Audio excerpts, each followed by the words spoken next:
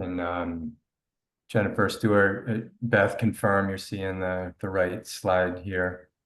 Okay, Yep, so Yep, you're good. Great.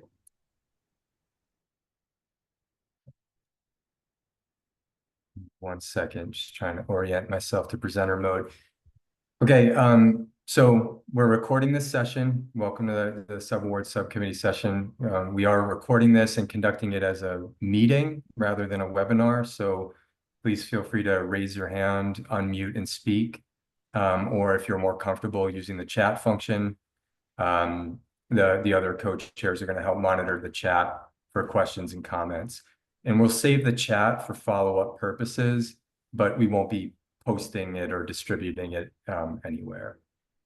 And I'm joined by my fellow co-chairs. I'm not sure if Maggie is here yet. She was having some trouble logging in, but if Jennifer and Stuart, you want to say hi?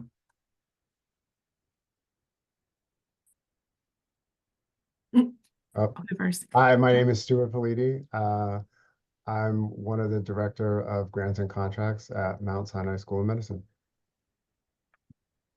Jennifer McCallister. I am the Assistant Dean for Research Administration at Duke University.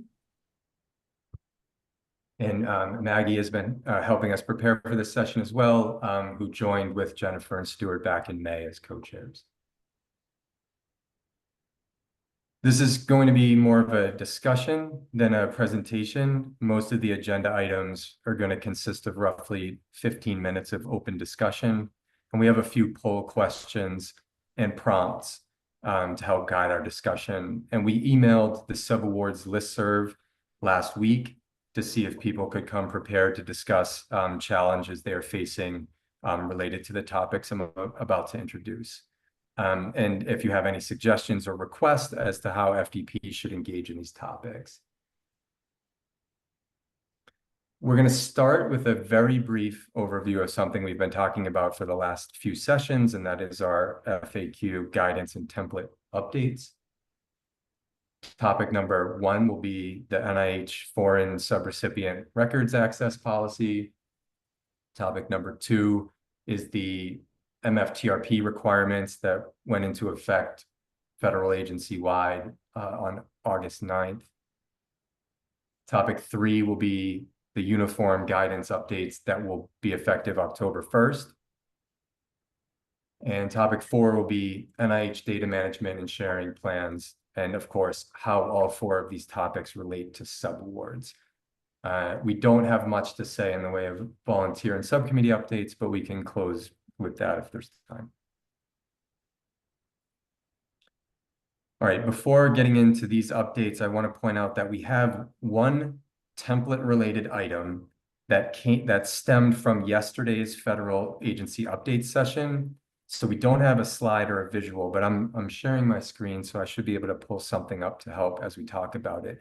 But we need to talk about how the subaward templates reference the research terms and conditions, which are going to be archived and not applicable as of awards made on or after October 1st. So we do need to talk about how the template addresses the RTCs in 2 different places. And we'll talk about that on the uniform guidance slide. So Beth, if you want to get ready to chime in on that, we'll address that topic number 3. So again, just very brief overview. Regarding the FAQs, right before the May meeting, we distributed the draft version 9 to the listserv for review and comment. And we are ready to post version 9. In fact, the website team, we're grateful for their support, is making those updates as we speak. And the version 9 should be live on the website very shortly, along with a crosswalk of the changes between version 8 and version 9. Regarding the templates, that process began last December. We posted draft templates, we surveyed the community, we revised the template drafts based on feedback from the community. That gets us to the May meeting. We presented some of the changes that we're making at the May meeting. So I suggest looking at the slides that are posted to the FDP website from that session, if you want to see the specific changes that we're making.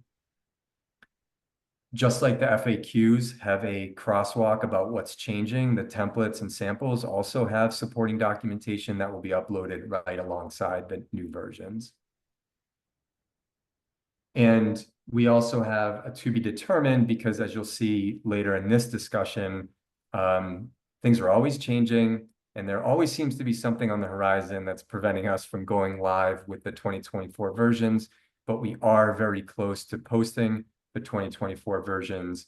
And a reminder, there are options for us to address issues that come up in between major overhauls of the templates. We can add terms to additional terms attachment 2. We can add FAQs to the FAQ document, and we can email the listserv with suggestions and guidance. So not every change requires a template overhaul, and there's a lot we can do in the interim while we wait for the next cycle.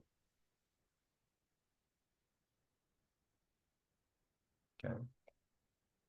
Before we start our first topic, I want to squeeze in a random poll question here that is not squarely related to our agenda, just more so out of curiosity. We're going to ask how people, or if and how people use the FDP amendment template to amend non-federal subawards or to amend subawards they issue on templates other than the FDP template. So you'll have 3 options. Yes, we use the posted amendment templates to amend these other subawards. Yes, but we use a modified version of what's posted, meaning that we remove the FDP moniker and maybe adjust the data field terminology. Or no, we don't use the subaward amendment templates for these other type of subawards, probably because you think it would invite confusion or you want to make a clear distinction between one and the other. So let me see if I can launch this poll question number 1.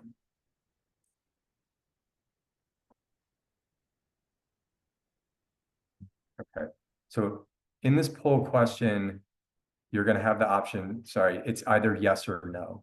But keep in mind, yes could mean 2 different things. You use the posted or the modified version. I got the wrong version of the poll question to the program committee here, so. So I've launched it. Okay, people are answering. Basically, do you use the FDP amendment templates to amend subawards that are not originally written on the FDP subaward templates? All right, we're at 50% right now, and it's about a 60-40 split towards no.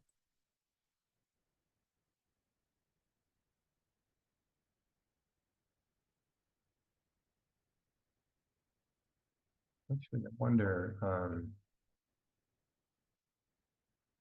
I just move this. Can people see this subawards poll now on my screen? No, okay, because it's a pop-up box. All right. Still at 60-40 towards no. And again, the 40% yes, that's either modified or unmodified.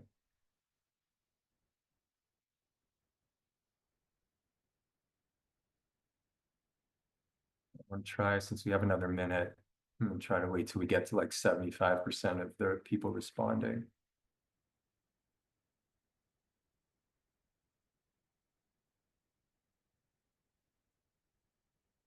All right, we kind of leveled out here, and it's 59-41, so we can call it 60-40.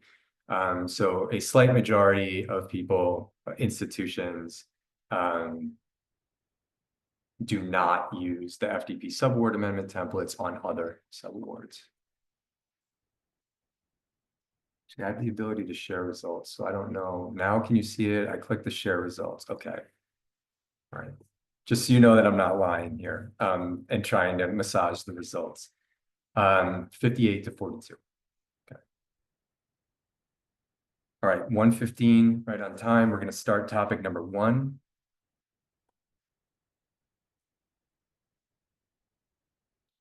Okay.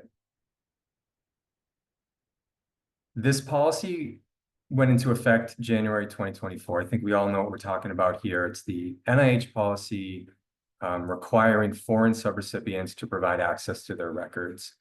And the Subawards Subcommittee largely deferred to member institutions. And we didn't make any changes to the FDP foreign subaward sample. And we didn't really suggest any specific terms and conditions to add other than just pointing to what was on the NIH website itself. However, we saw in the January and May meeting a variety of institutional approaches.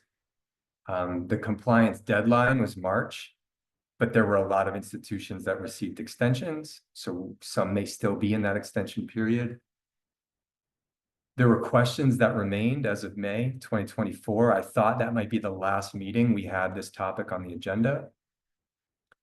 But there are still some questions, so I wanted to provide 15 or so minutes of open discussion here to see, have you amended your existing foreign subawards to get into compliance with this policy? Or did you choose not to amend them because you felt you were in compliance via another method? And what questions or challenges remain? People were very willing to share what they were seeing in the virtual January meeting and in the in-person May meeting. So happy to hear you may be struggling, you may be in protracted negotiations with foreign subrecipients, everything might be going well. But we wanted to just revisit this topic as a courtesy for those institutions that might still be trying to work through this issue. So I'm going to pause, see if the other co-chairs want to add anything, see if anyone wants to raise their hand and speak up, and then we can also take a look at what's going on in the chat here. I can start. At Duke, we did amend our subs. We got an extension to June 30th. I think we got the majority of them back fully executed before the extension. And I think the only problem that we had was an entity in Japan, and we were told that Japan cannot comply with the requirement, so we ended up having to terminate that sub. But I've since heard another institution said they were able to get Japan, an entity in Japan, maybe not the same one we had, to sign it. So I'm not sure if that's as universal as we were originally told, but and NIH has not come back to us yet to ask any follow-up questions since our extension expired. Jennifer, I had a question for you. Did they ever reach out to you about whether you were in compliance? I don't think anyone has heard from them.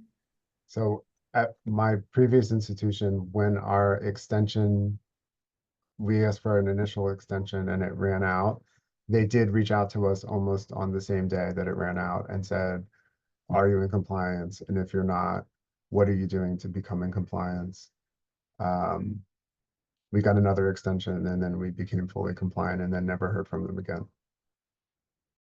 And your first extension was like in the winter, So we only asked for 2 months. I think our first extension only went through May 30th. Jennifer, we had a sub with an entity in Japan that tried to, said they couldn't agree. We tried to get their language approved. NIH Opera said no. We told them no, and they ended up agreeing to our terms as they were written. So yeah, I guess maybe it was one of those things too, where each entity in Japan had to figure out how they were going to handle the potential conflict. And Teresa said in the chat that they were able to get an entity in Japan to sign. And we did have some sub-recipients that came back with changed language, and some we were able to accept and some we were not, because some of them wanted to modify it in a way that still wouldn't allow us to have direct access. And so we weren't able to accept those. Mm-hmm. Yeah, I've also heard from people deviating from, for example, the posted suggested language on the NIH website and negotiating, in good faith with their foreign subrecipients. But yeah, it can only be done in a way that doesn't undermine the requirement, because when NIH is presented on this topic at FDP and in webinars unrelated to FDP, they've been very clear about the need to access all records that are in support of the research outcomes reported in the annual progress reports. And that goes beyond scientific data sets. A lot of people interpreted the policy as research data, and it goes beyond that, and NIH was clear. So I would caution against deviating too far from the requirement in a way that undermines it in order to just get a subrecipient to sign the document. Yeah, just along those lines, Kevin, speaking to other institutions, that was the one pushback that people gave, is that they were afraid by signing this, that they were giving access to data that would normally be protected. And that was the one pushback and the one concern that people had, was with regard to providing access to potential material or data that under other circumstances would have gotten a DUA or an MTA. And there is, what is the best way to describe it? Kind of threading the needle when it comes to the NIH FAQs. And remember, the policy in the guide notice referenced on this slide, that's the policy. The FAQs are not the policy, but the FAQs do state that basically everybody should be following the laws that apply to them, but then everybody should be following the policy. And there is some interesting gray area when you run up against foreign data requirements and maybe the NIH policy. So it might be too sensitive to share specific approaches in a forum like this, but that is something that people had addressed concerns over. However, at least anecdotally, it seems like a lot of people and a lot of institutions are along the lines with what Linda's comment says. You know, we've been able to get these amendments executed, and at this point, writing the requirement into new foreign subawards as well, let alone just amending the existing ones. If anyone is still having trouble with their amendments or getting the language through on the brand new, I would say reach out to the NIH Opera office. I mean, they're not going to negotiate for you, but if you're not sure if something a sub is sending fits or not, reach out to them. You know, they're happy to partner and help with that too. Is anyone still working on their amendments?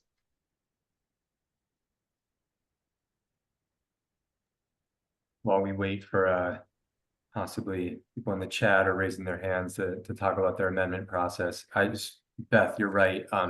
In the bullet point about we deferred to members to implement the policy, we also deferred to members talking directly to NIH, because this is one area where we looked at it at FDP. We determined that there was no way for us to write terms and conditions that would work for every institution. And we really deferred on the implementation to members and contacting NIH directly if you have a specific question. But then again, these forums that we hold here at FDP, if people do have questions, we want to try and support each other however we can. Daniel saying that Children's Hospital of Philadelphia had NIH join a call to help resolve concerns. That's amazing. I think that also speaks to the fact that nobody wants subaward relationships to end over this policy. So that's a good sign that, you know, institutions, foreign subrecipients, and NIH are all willing to engage in a productive conversation.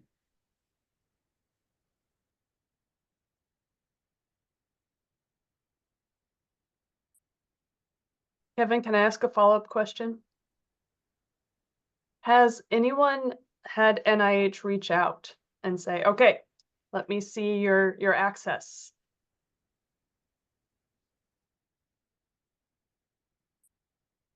Like I said, they reached out to ask if we were compliant, but they did not ask they did not ask to, you know, dive deeper into that, what that looked like, or they made no mention of further looking into that either.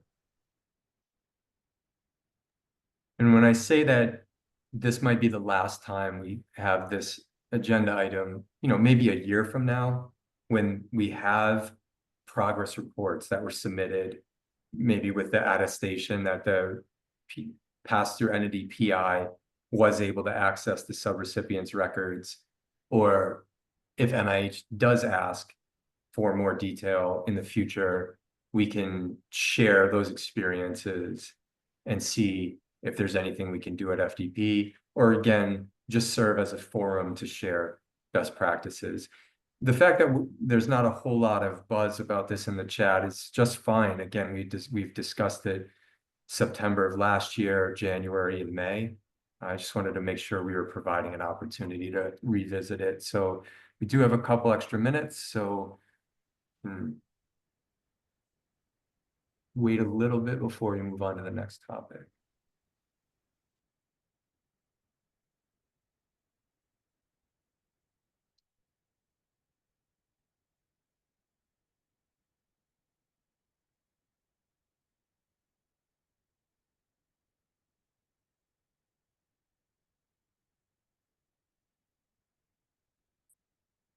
It's an interesting question here in the chat from Stephanie Stone.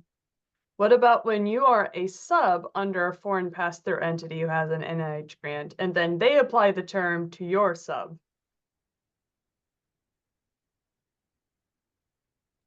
I have to answer Stephanie, and by the way, Stephanie, thanks for joining us. I thought you were going to the ARPA-H session, but thanks for choosing subs. Does anyone push back on that, saying we're not we're not foreign with respect to NIH? Yes, I have. I've pointed to the definition section of the grants policy statement saying that a foreign institution is outside of the United States. And in my opinion, I believe that's the right interpretation, and I'm assuming Stephanie and her institution also push back in that regard. I don't blame foreign pass-through entity thinking that, but I found that pointing to the grants policy statement definition was most helpful.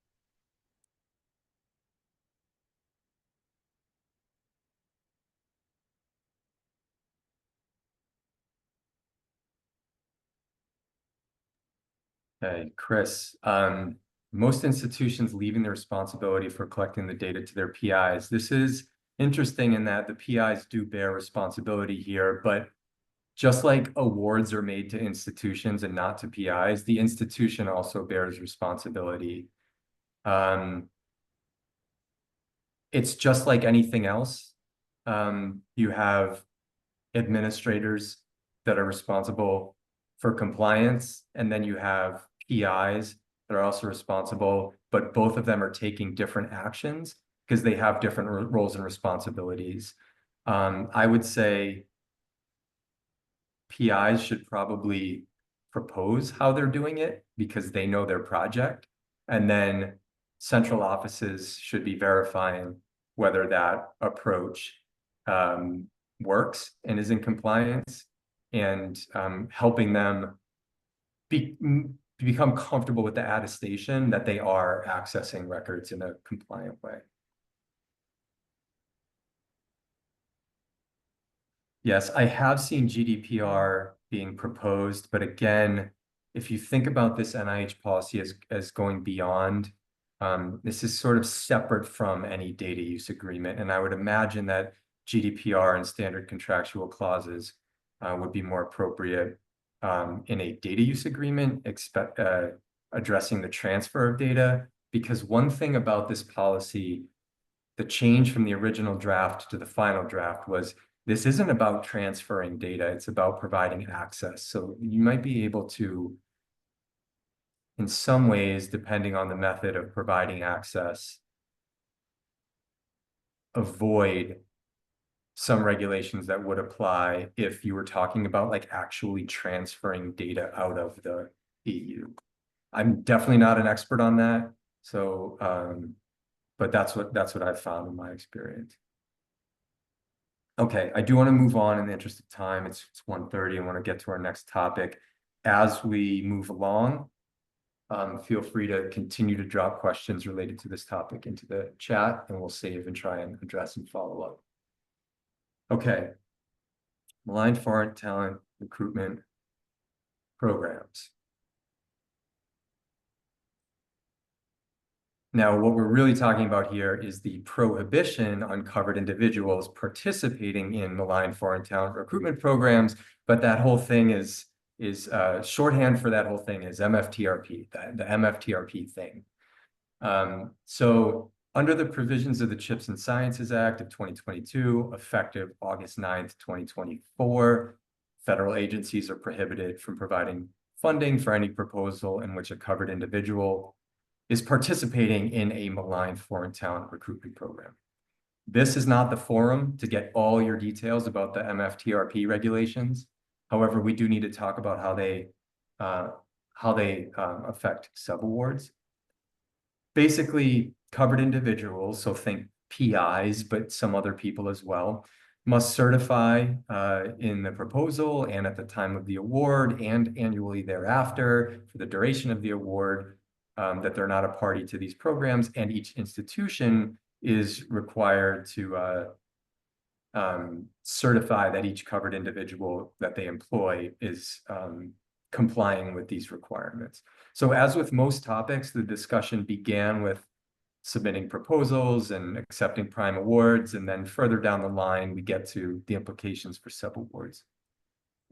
For example, back at the May meeting, NSF and NIH both mentioned in their sessions that BioSketch and current and pending other support common forms will include a requisite certification that you're not party to a MFTRP.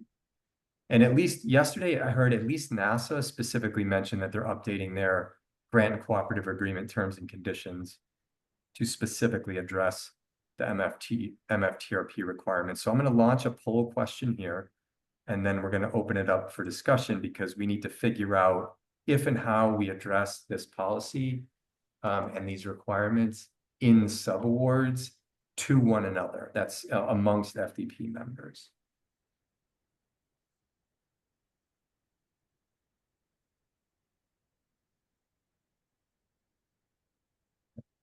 Number 2, launch.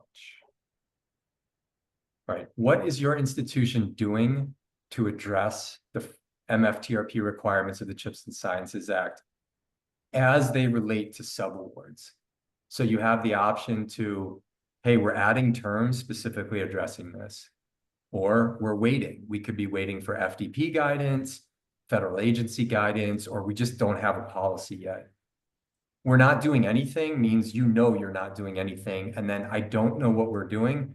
That's a good sign. Like, I mean, it's not a good sign, but like, be honest, like we're not attributing this to you or your institution.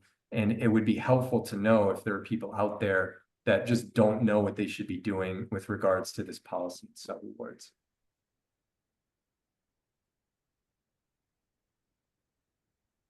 And we'll talk in a little bit more detail about how we should reference this requirement, if at all, in the subaward templates. So we're at 50% right now. We'll keep this open for a little bit longer. I understand if people think that I'm not sure if we don't know what we're doing or if we're not doing anything, but either of those responses mean that you're just not seeing a lot of movement at your institution related to this specific topic.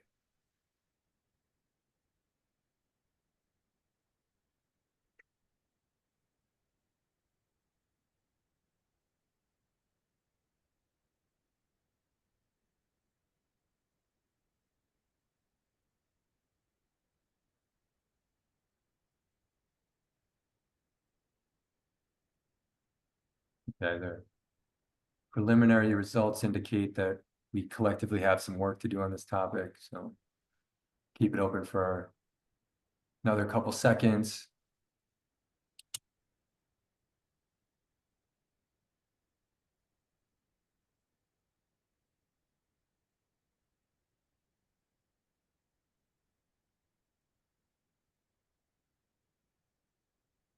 And again, this isn't scientific, so it doesn't, we're not going to hold anyone to this or make exact calculations based on this.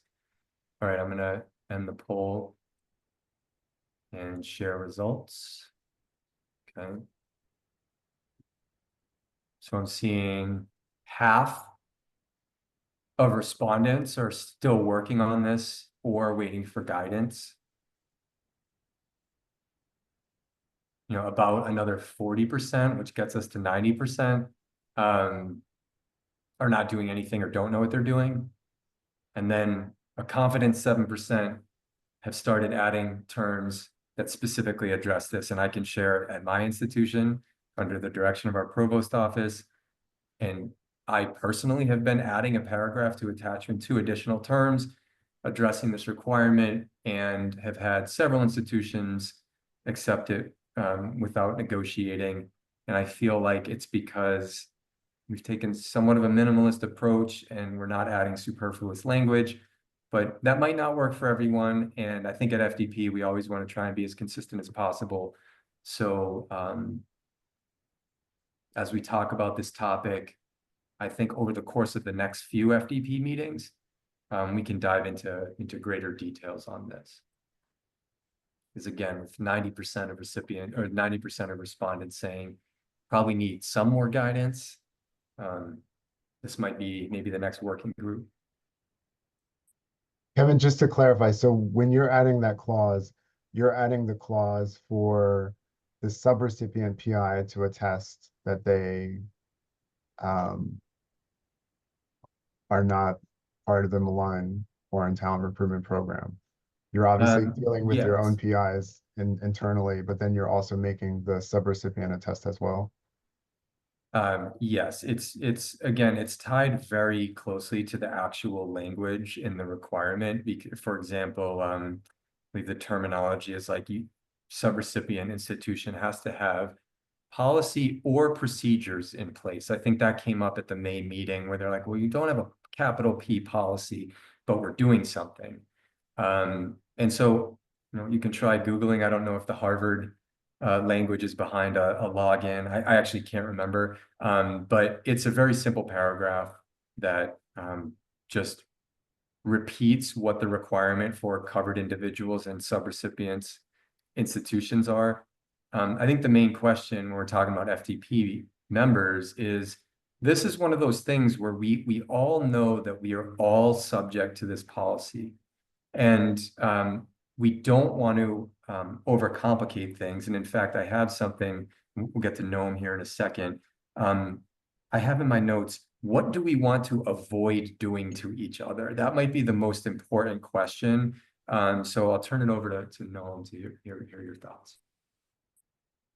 Thanks, Kevin, and hi, everyone. So Kevin, we actually just got, I think, a subaward from Harvard where that language was added.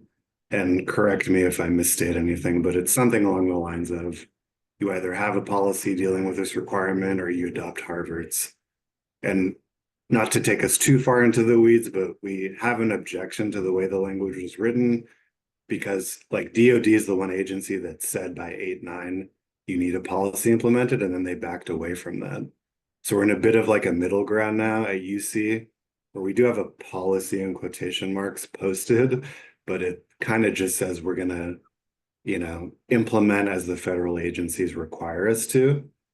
So we aren't quite at the point of having like a full-on policy as it relates to the different elements of FTRP, MFTRP, but we do understand that there's this requirement for certification. So it's like a bit of a mishmash where it's like we're not trying to get out of certifying that people aren't in these MFTRPs, but the way that the language was phrased, we do have a bit of a problem with.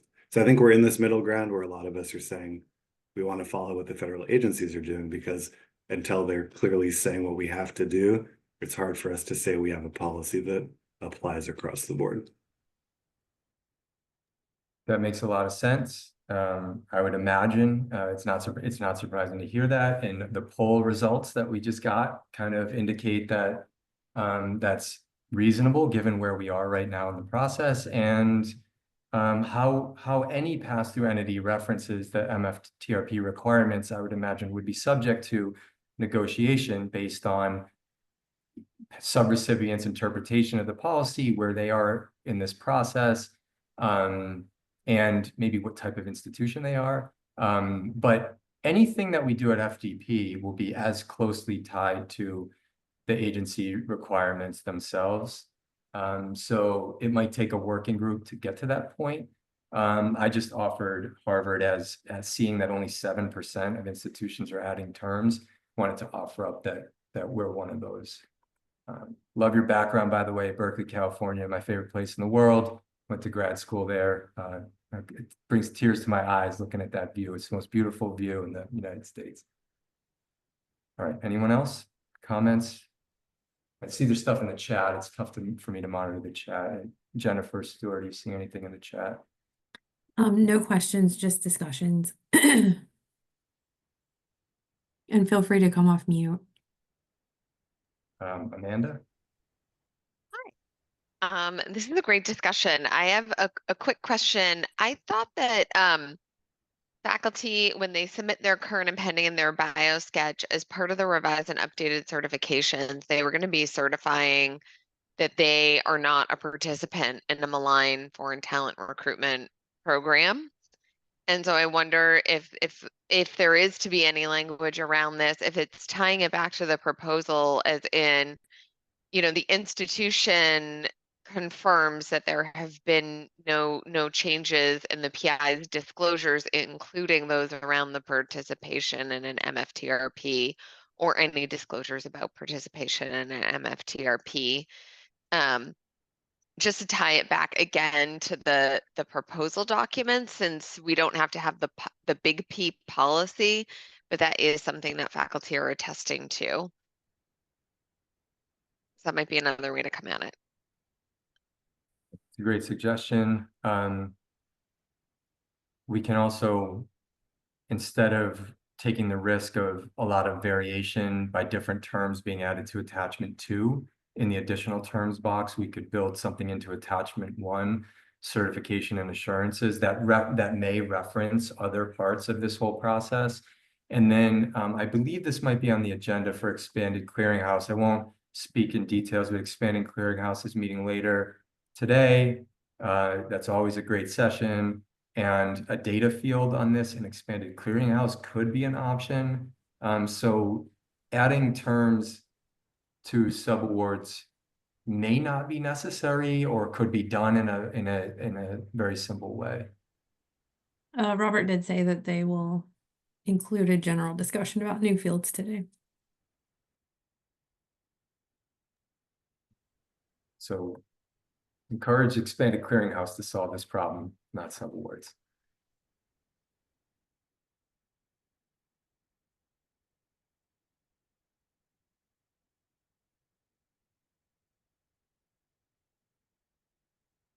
If we did add it into attachment 1, how many lives would that disrupt as far as having to reprogram systems to update your templates if you have systems that create the templates for you?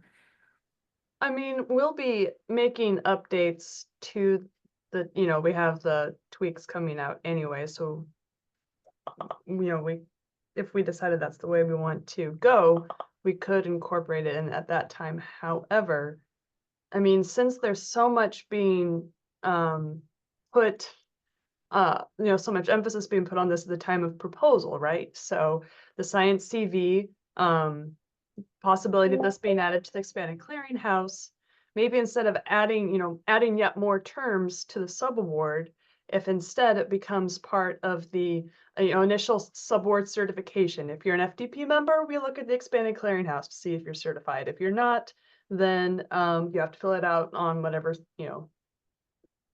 institutional subaward certification, instead of adding terms. That's just my right now thought.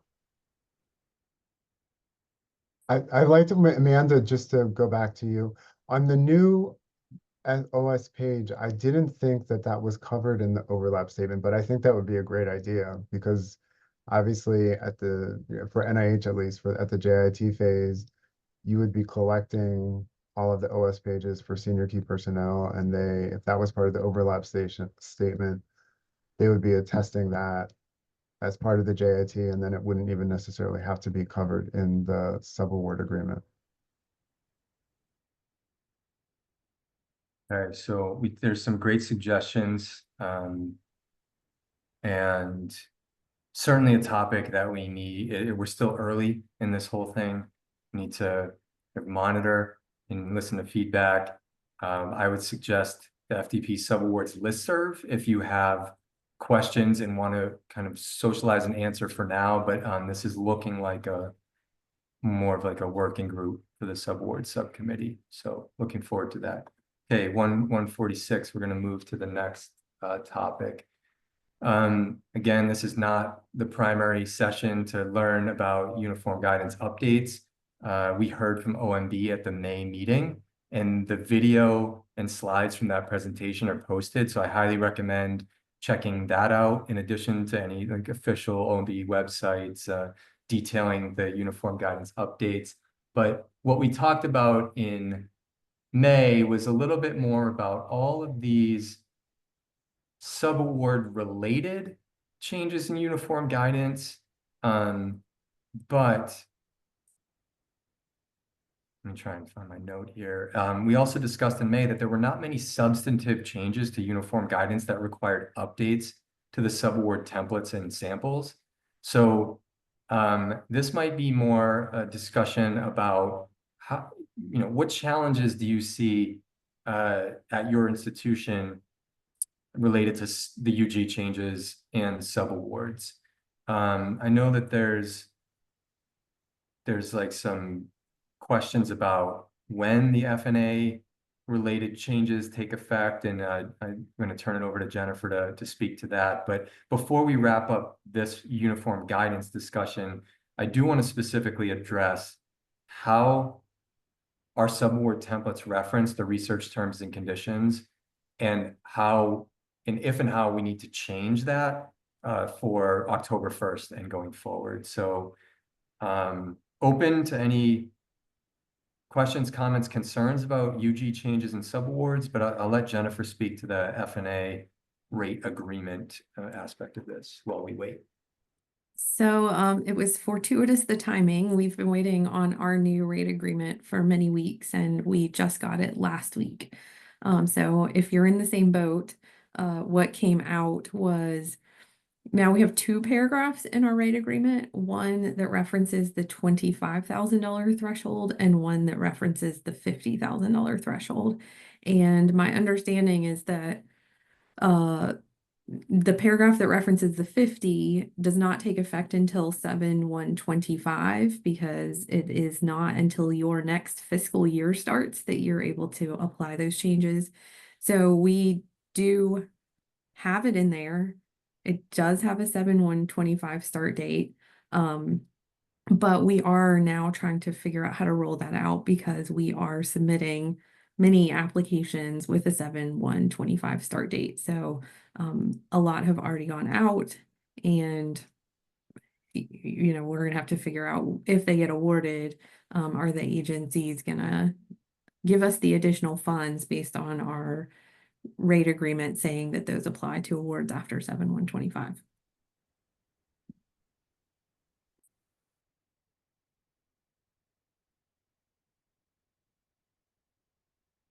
Oh, and if you were not at the session yesterday, the federal agency session, I think is where it was, Jean and Michelle said that they were under the understanding that rate agreements were not being opened up just for uniform guidance changes. So if you just did your rate agreement before, you may be stuck with it for several years.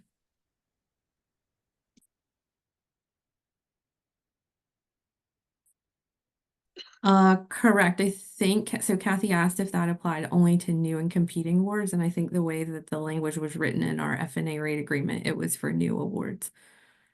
So, and I think even if it weren't, we would not, generally when our rate changes, we don't disadvantage those existing awards unless we're able to recover money from the federal government to pay the full amount. So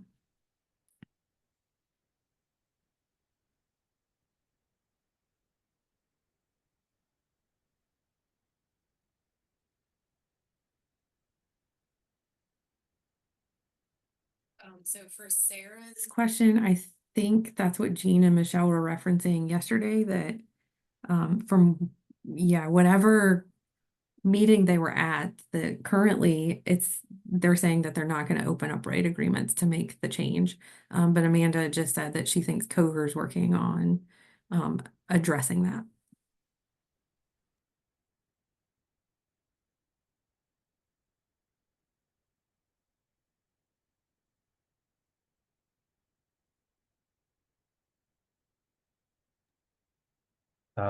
To just Stephanie Scott's question, yes, I also assume that the de minimis rate would stay as it was awarded for the competing segment until renewal.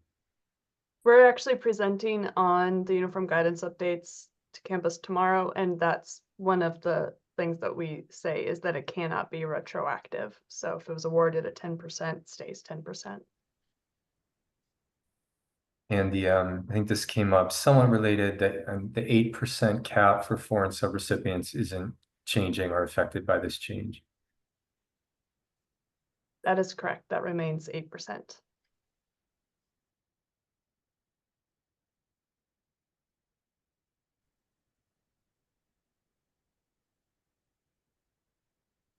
I think for Stephanie Stone's question, I think that's a little bit of a slippery slope.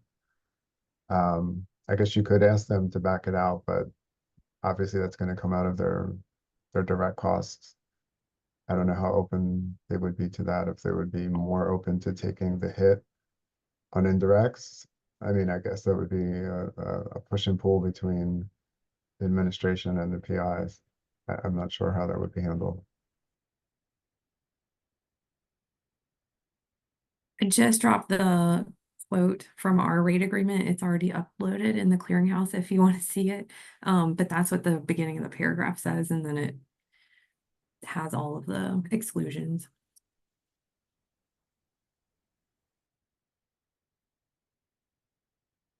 Yes, and to Carrie's point about agencies as they release their adoption language, I think several agencies yesterday spoke to that. That it's not going to be immediately available, but they're working on it and will be in like the next iteration of their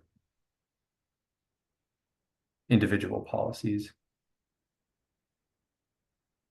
Okay, so keep posing and trying to answer collectively the questions in the chat. I do want to open up this discussion. Oh, one last point. I think, and correct me if I'm wrong, NIH mentioned that they are lowering the foreign subrecipient single audit threshold to 750,000 instead of $1 million.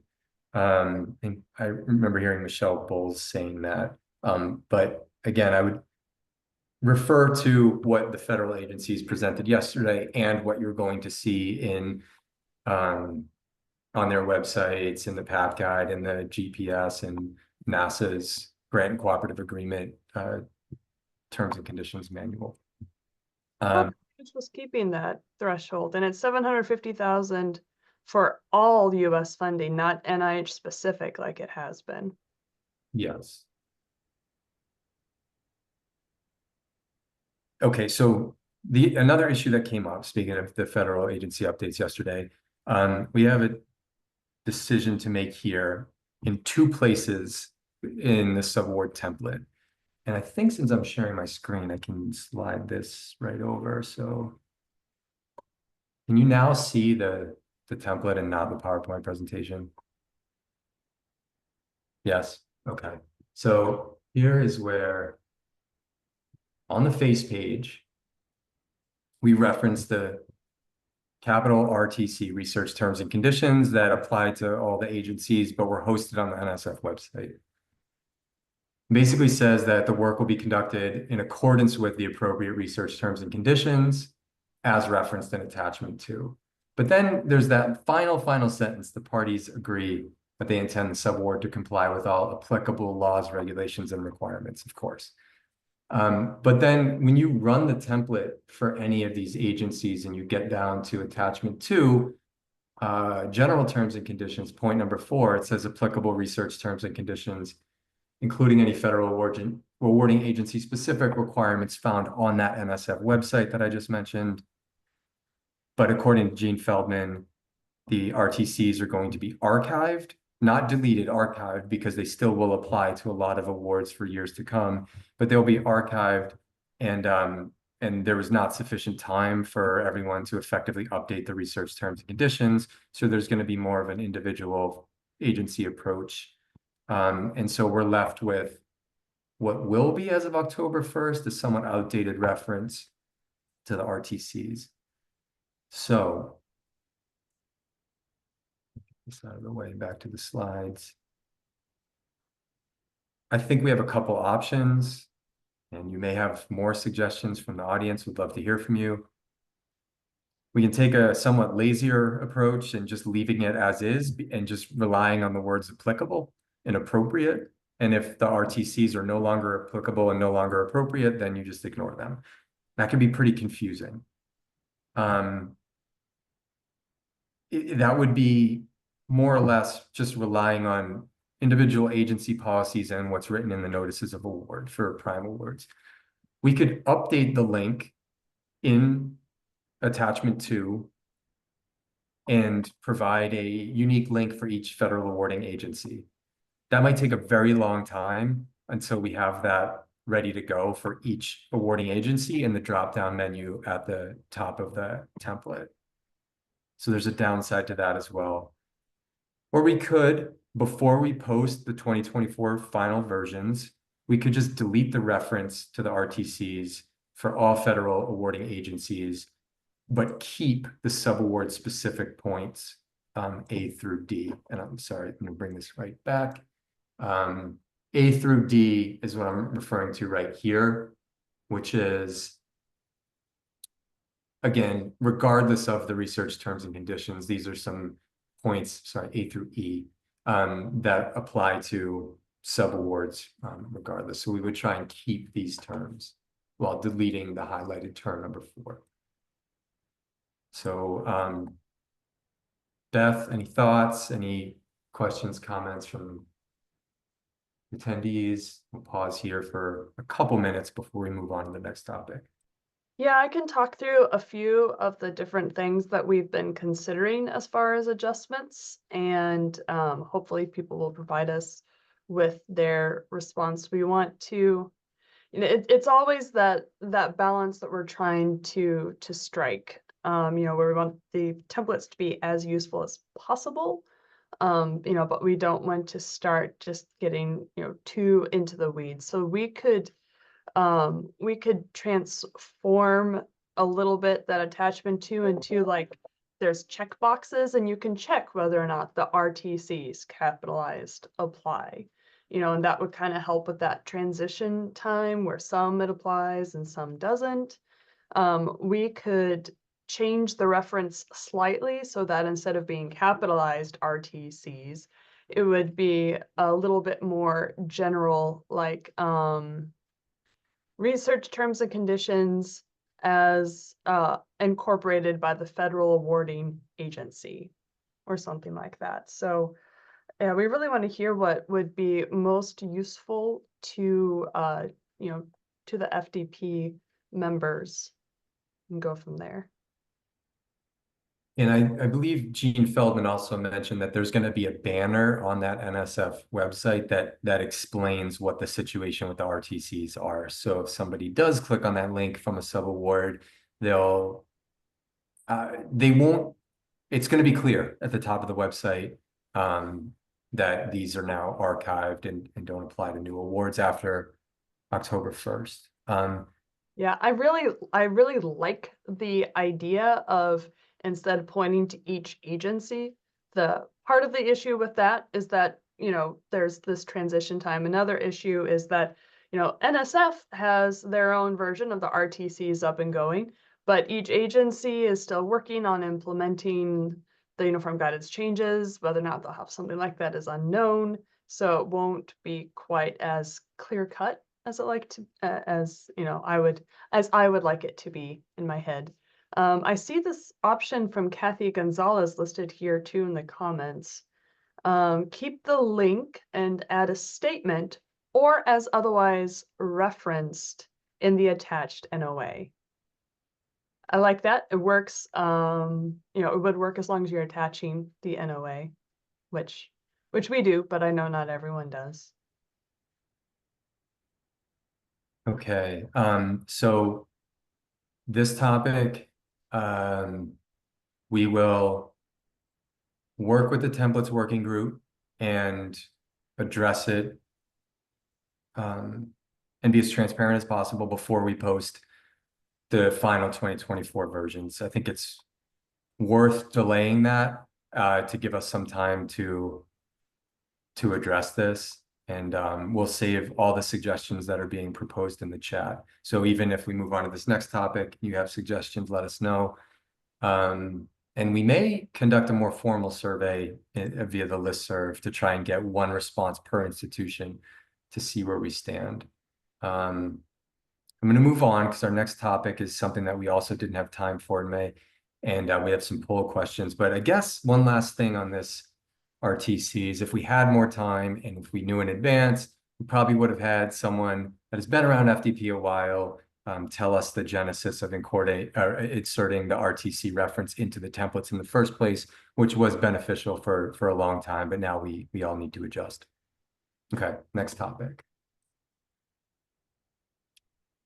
NIH data management and sharing plan. So this policy goes way back, January 2023. However, just like I mentioned with Malign foreign talent recruitment programs, the process began with, and the FDP working groups began with writing the plans and submitting them in proposals and budgeting for the plans, and not necessarily how to incorporate the approved plans into subawards. We do have an FAQ, and I don't know if it's going to remain number 56 in version 9 or not, but there is an FAQ that does suggest using the drop-down menu under the data sharing and access clause to incorporate the DMS plan along with attachment 6 notice of award, and that matches what NIH's policy says in that the approved data management and sharing plan is part of the notice of award, or I believe their exact words are it's incorporated as a term and condition of the notice of award.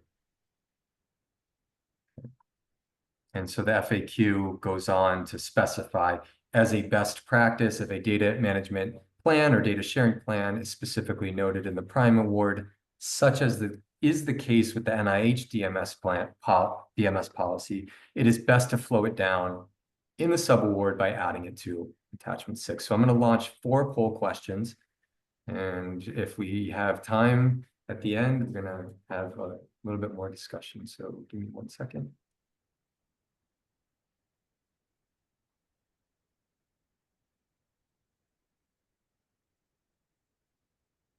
Question number 3. Does your institution involve your subrecipients in reviewing NIH data management and sharing plans at proposal or just-in-time stages, meaning at any point before the plans are submitted and approved to NIH? So you have the option no, sometimes, or always.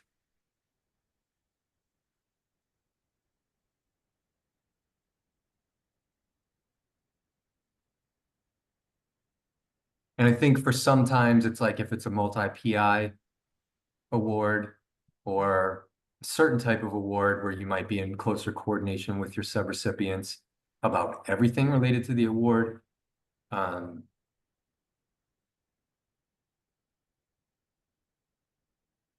it's also possible that the PIs may be collaborating on that and not letting us know, when we review the proposal that it's been reviewed and edited by multiple senior key personnel. Very, very good point. It could be happening, but maybe not in an official, like authorized official AOR type thing. Okay. Wait a little bit longer. I want to get to at least 50%.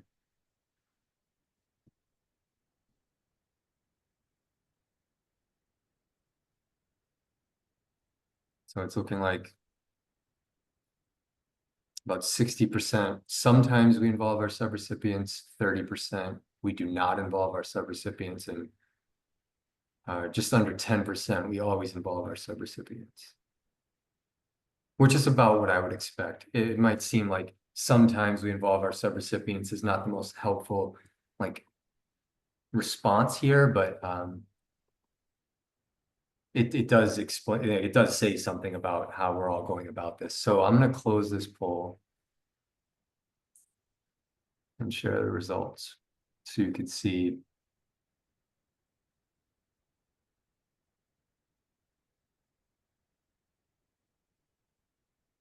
60-30-10. I'm not sure what the best approach is, so feel free to provide your thoughts in the chat. Attaching the approved plan is one thing, and some of these later poll questions are going to get to a little bit more detail. So I'm going to launch poll question number 4. Does your institution attach the DMS plan to your subawards?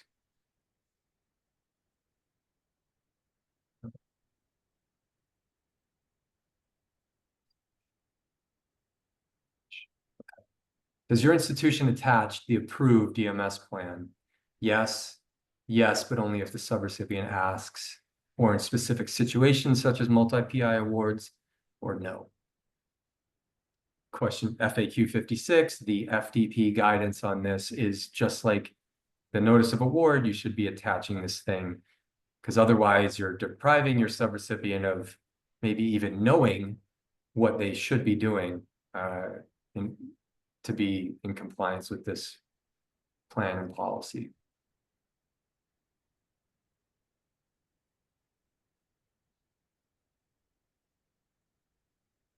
That's a really good point, because doesn't the NOAA say that everyone is compliant with the, you know, the data management sharing plan that was incorporated as part of the proposal?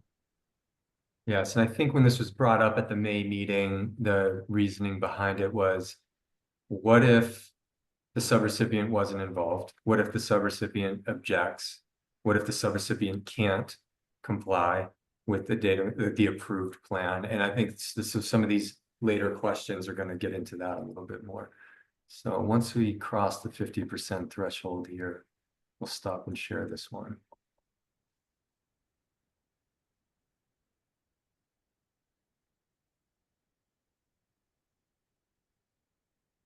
All right, in the interest of time, stop, share the results. I was hoping to get more than half saying, yes, we attach the DMS plan to our subawards. Stuart's right, that may be referenced in the prime award, but it's not included in the prime award. So it would be an additional document that you would need to attach as attachment 6. Right, I think that's what makes it worse. Is that it's referenced in the NOAA, but if you're not attaching it, then they're actually signing off on something that they may not have seen. Especially if, going back to the previous poll question, if they were never involved in the development of it in the first place. I am summarizing FAQ 56 here, but it does go into more detail about you really should be doing this. So, you know, we could maybe follow up on this topic in future meetings, or possibly this would warrant a working group in and of itself. Okay, poll question. The templates allow for upon request. So, I mean, we're not hiding it from the sub. If they didn't get exposure to it, they can request it at any time. And, you know, if there's something they can't agree with, then yes, that's additional conversations. But, you know, it's, to me, if they haven't been involved in that process, that speaks not to this should have been in the sub award. It speaks to, we need to start working on how this proposal process is working. Because if they're involved in that plan, they should be involved in its development.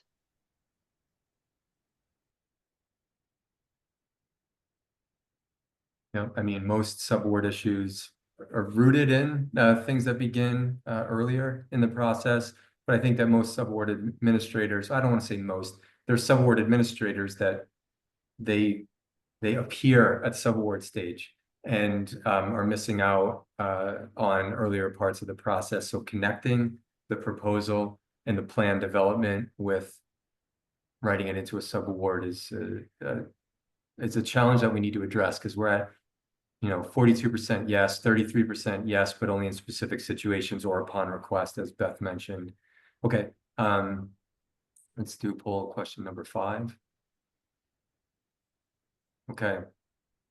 Do you add additional language to the subaward to specifically address the subrecipient's responsibilities if the plan does not sufficiently address them, or if your institution does not attach the plan? So, okay, you're not going to attach the plan. Are you doing anything else to notify your subrecipient? So yes, only if the subrecipient asks. No, we can handle this outside of the subaward. Or no, we consider the data management and sharing plan to be sufficient as approved by NIH. The last question we have is about what if your subrecipient objects to the plan, but let's get through this question first.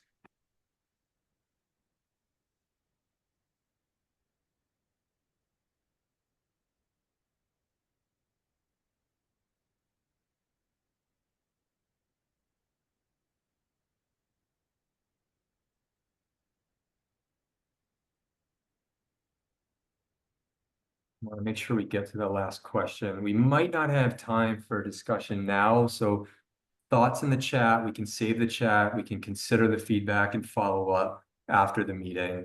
And this will almost certainly be a topic for the January virtual session, possibly a working group, possibly deeper engagement with our Subawards Subcommittee to try and come up with a solution here. Okay.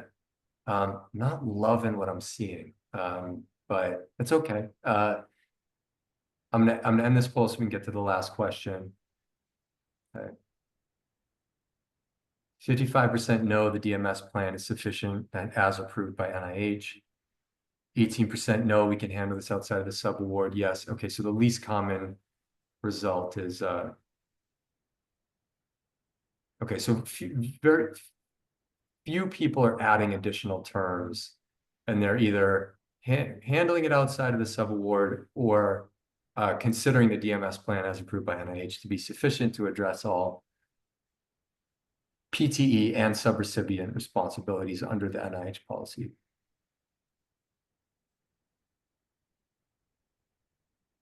Okay, last poll question as we have a couple minutes left. Poll question number 6. What if a subrecipient requests changes to the approved DMS plan? Do you submit a prior approval request to NIH to change the plan? Do you add terms and conditions to meet the subrecipient's need but do not change the plan? Do you discuss and resolve outside of the subaward, which is certainly possible? Or you do nothing. The approved plan is part of the award and you're just not going to engage if your subrecipient objects. All right, we're in our final minutes, so we'll let this go right to 2:15 before we close and share the poll. And again, I encourage you to, okay, I see that there's some activity in the chat, but I can't read it right now. So questions, comments, concerns about DMSP and subawards. And thank you all for those who spoke up on these topics and those who provided suggestions in the chat. Really appreciate your participation here.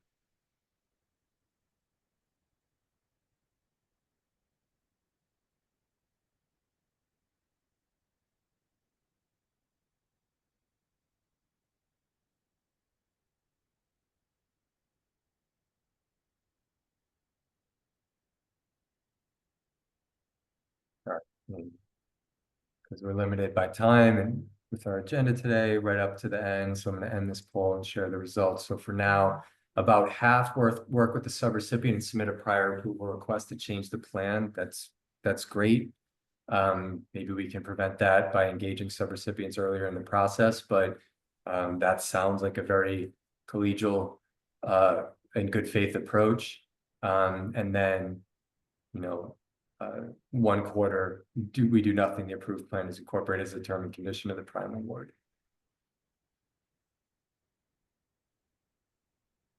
And then the remainder split between discussing and resolving outside of the subaward or adding terms and conditions to meet the subrecipient's needs, but not changing the approved plan. So this is informative, and we'll take this into our discussions with the subcommittee, and we'll be as transparent as possible on these 4 topics as we move forward. So it's 2:15 Eastern. Thank you very much for your time and participation, and enjoy the rest of the meeting. Thanks, Kevin. Thanks, everyone.